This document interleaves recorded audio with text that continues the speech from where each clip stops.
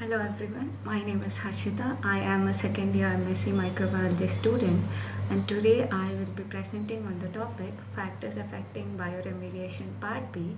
In Part A, you might have already learned about the environmental factors, things like temperature, pH, moisture, etc., and how they influence bioremediation. Today, we will dive into Part B, the biological players, the pollutants, and the technological tools we humans use to help nature clean up. So let's quickly refresh. Bioremediation is using living organisms, be it microbes, plants, or enzymes, to break down the pollutants. Its applications range from oil spill cleanups, pesticide removal, to heavy metal detoxification and wastewater treatment. The beauty of this method is that it's eco-friendly, cost-effective, and sustainable compared to chemical or physical methods. So let's have a quick overview of factors. There are four groups of factors affecting bioremediation.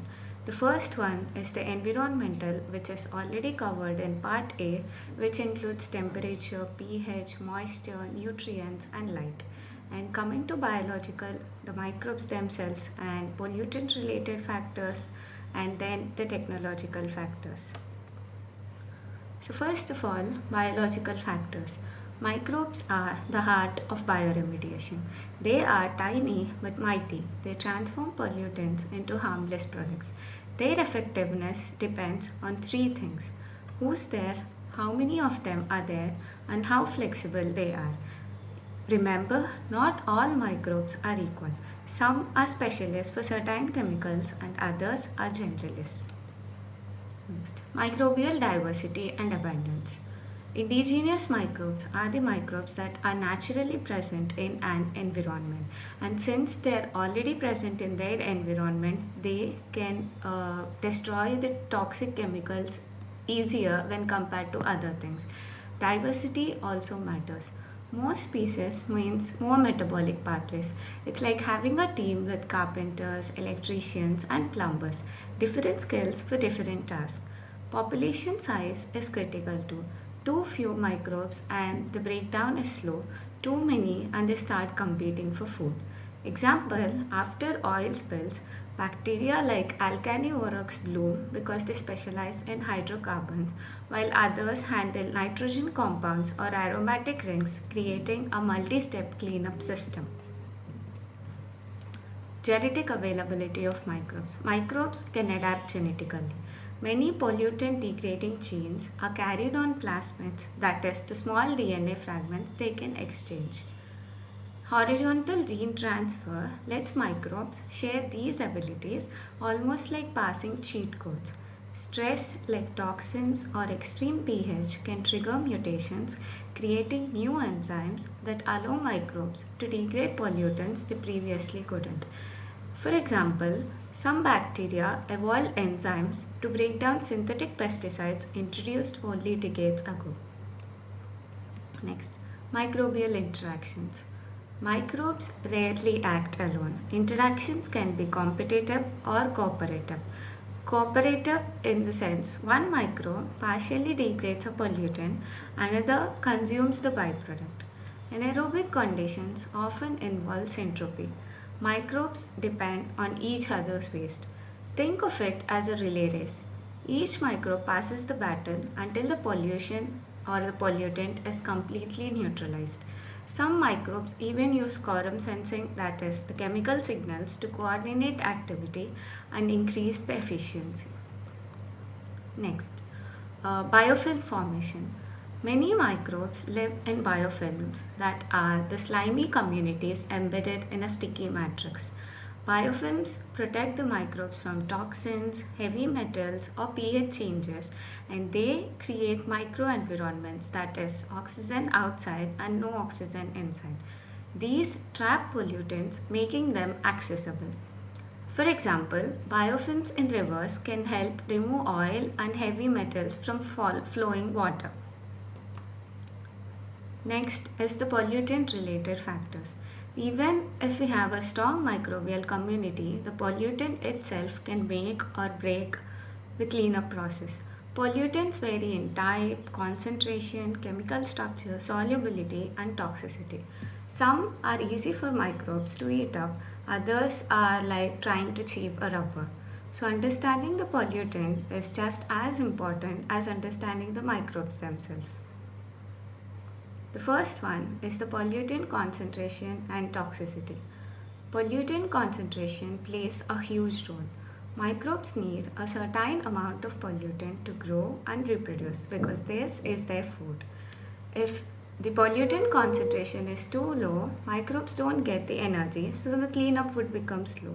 And if the pollutant concentration is too high, then it might become toxic, damaging the microbial cells or inhibiting the enzymes. So, an optimal amount of pollutant concentration is required so that the microbes work at peak efficiency. Example, extreme high conditions of crude oil can suppress the microbial activity even though these microbes usually degrade oil well.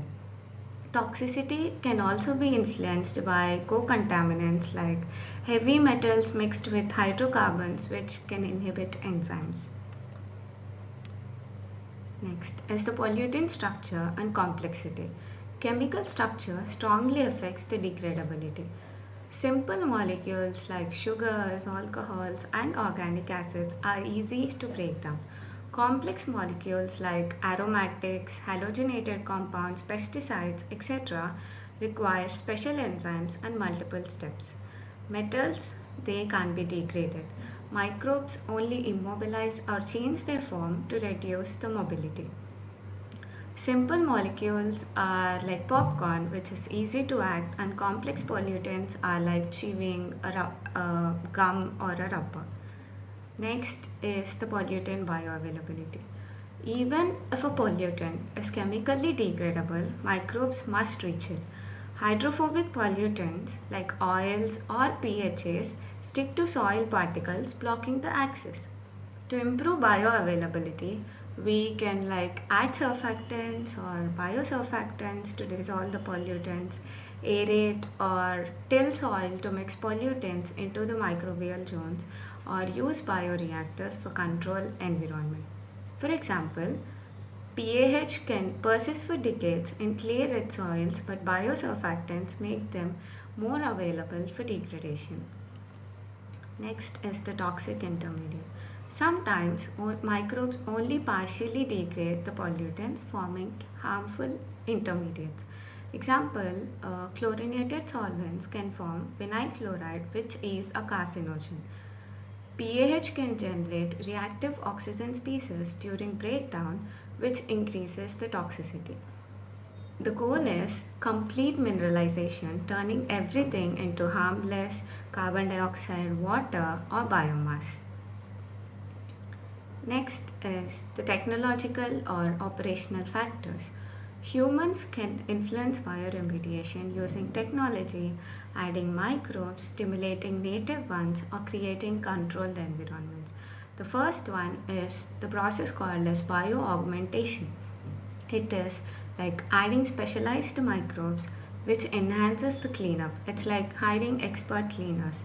The challenge of this method is introduced microbes may struggle to survive in local conditions. Next process is called as the biostimulation, supporting native microbes with nutrients, oxygen, or trace elements boosts their efficiency.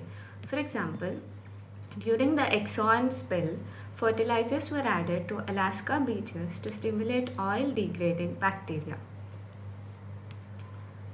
So, to conclude, bioremediation success depends on multiple factors like the microbes, pollutants, environment, and technology.